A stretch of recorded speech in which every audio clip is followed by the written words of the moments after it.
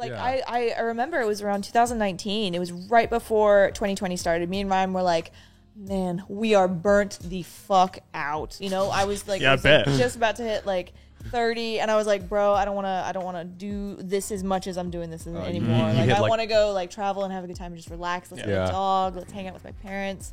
The pandemic said everybody take a break. You know, so I remember just very vividly being like, I am 1000% burnt out. Yeah. And I cannot do this anymore. Yeah. And I had to push pause. And now, only after everything, like 2 or 3 years, I'm like, okay.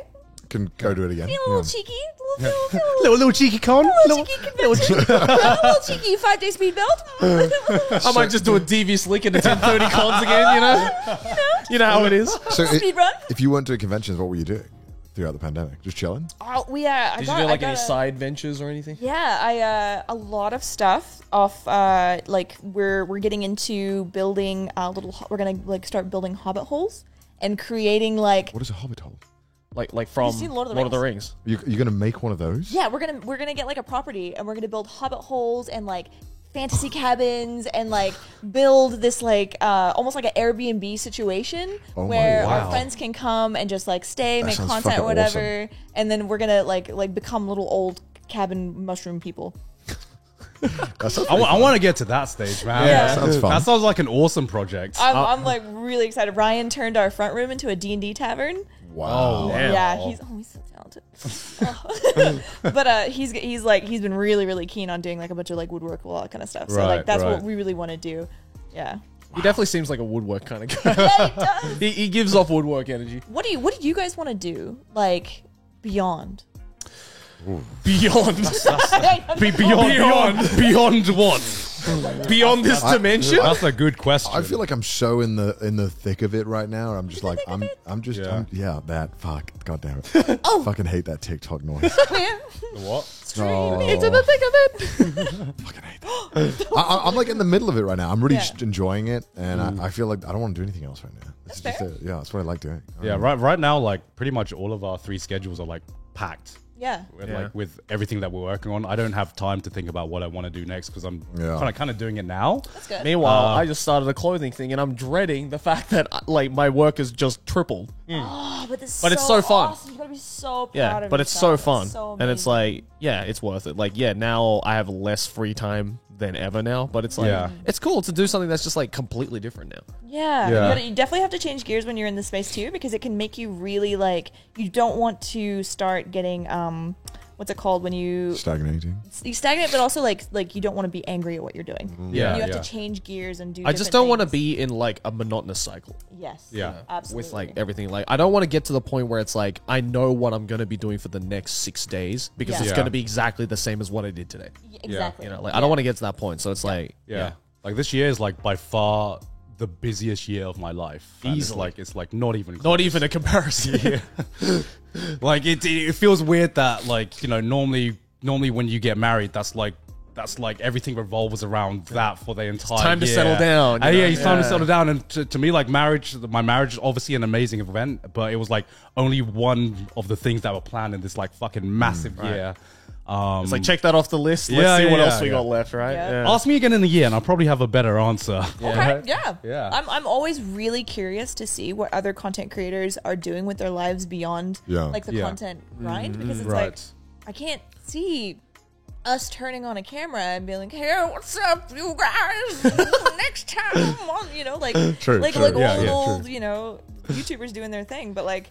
But then there's that cute guy that plays RuneScape on Twitch. Yeah, I was gonna say this. Yeah, the old guy. And if it makes him happy, then fucking do it, you know? Yeah, absolutely. So I'm really interested to see. Like I've been watching Felix's videos since he's been moving to Japan. Yeah. And there's just such a feeling of like, hell yeah. Dude, he's enjoying it so like, fucking much. He's making vlogs again, and I'm like, I'm so happy for him, you know? He's just doing it with his iPhone as well. I know. So nice. Yeah. Well, because like I feel like another big thing is that the past 2 years have been the pandemic, so I feel like you either went one of 2 ways. You either like really just use that time to like chill out and start doing some side gigs or some side projects, or for us, we just kind of filled that kind of void with just keeping ourselves busy to like distract ourselves with how depressing it was to not be able to see our friends and stuff like that. And now we're just like kind of getting out of that pandemic, and we kind of realize, holy shit, we are so fucking busy, and we gave ourselves this schedule in order to distract ourselves originally. And now we're like traveling and doing all this other stuff as well. So cool. I think it's so awesome. I think it's like, it's so deserved.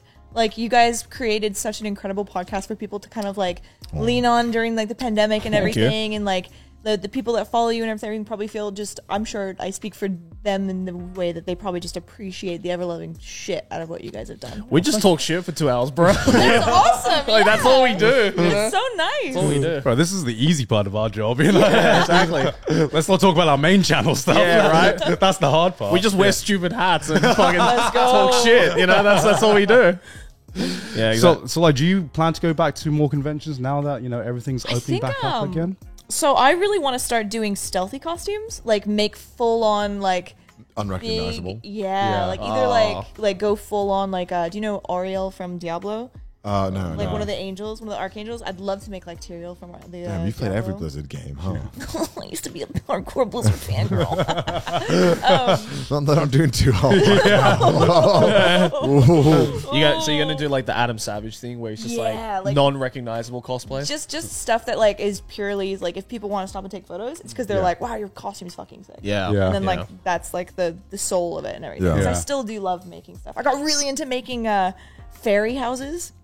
And like, what's that? Like just little fairy homes. What the fuck? Just like small homes, like little tiny houses. Like I made tiny houses out of like sticks and like mushrooms and stuff. And I got how does one get into that? A pandemic. How does one discover that to begin with? I got hardcore into like just. Like miniatures and stuff? Yeah, like tiny little, like I would make little tables and chairs. This is like the most... Ryan, I've started cooking meth, all right? Listen, I think that is the most like, yeah, I'm retired. This is the most COVID pandemic hobby like I've ever heard in my life. So I started making fairy houses, guys. Dude, it was so therapeutic. I loved it. And then I would It's like all the people who started knitting during the pandemic, you know? Oh, I got really into plants. So every time I got really depressed, I would propagate a new Aki got into plants as well. And so I have this like huge fairy garden room now, and I was like, I was really sad. Everyone turned into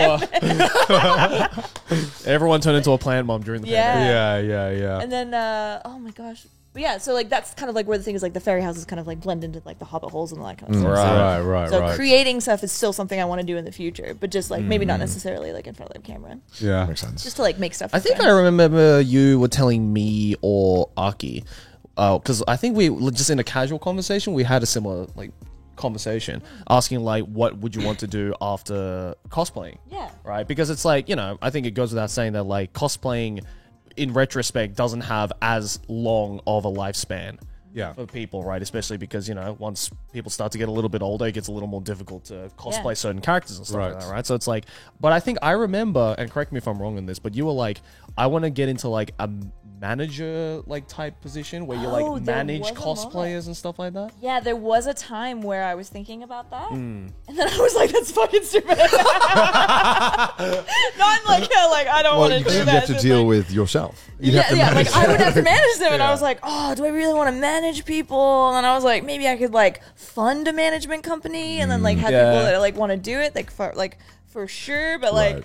Oh, okay, because I'm glad you said that now, because I remember when you told me that time, like, I responded to being like, yeah, that sounds like a great idea. But in my head, I'm like, she can't be a fucking manager. Not me, bro. You better manage my shit. Nah, dude. Oh, that's so funny. That's not you. No, I don't want to manage people. No. Right. Yeah, that sounds like How do you feel like the cosplay scene has changed since you started? Oh my gosh. TikTok has made it so huge. Oh my God. Do you do TikTok as well? Not really. I have a little TikTok. It's got like 100,000 people on it, but like it's mostly just like Kato and then like just fun like travel video stuff. But no, I think TikTok is I love TikTok and I love consuming TikTok. I don't want to create for TikTok.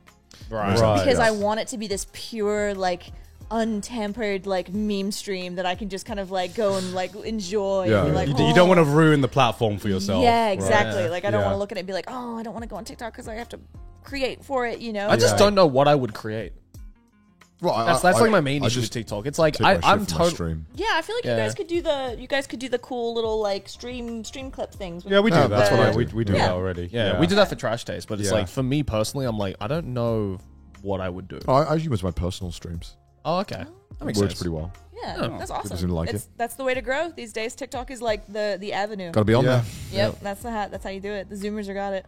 I love Zoomers. The kids. The kids. Oh my god. Got it, I'm so grateful for Zoomers. They've like no, I tell you, man. They like being in the space like with Zoomers and like am I technically a millennial? Yeah. Yeah, you're a millennial. Yeah. So like being in the like creative space with Zoomers and millennials and stuff like that is really interesting because they can teach us so many things and they can keep us like on top of our shit and they can also like motivate the crap out of you. Yeah. What you're doing, you know? And they have the enthusiasm that you lost over the years, yeah, right? So you're like, damn, I had that one day. Yeah. I remember when I was on that Sigma male grind.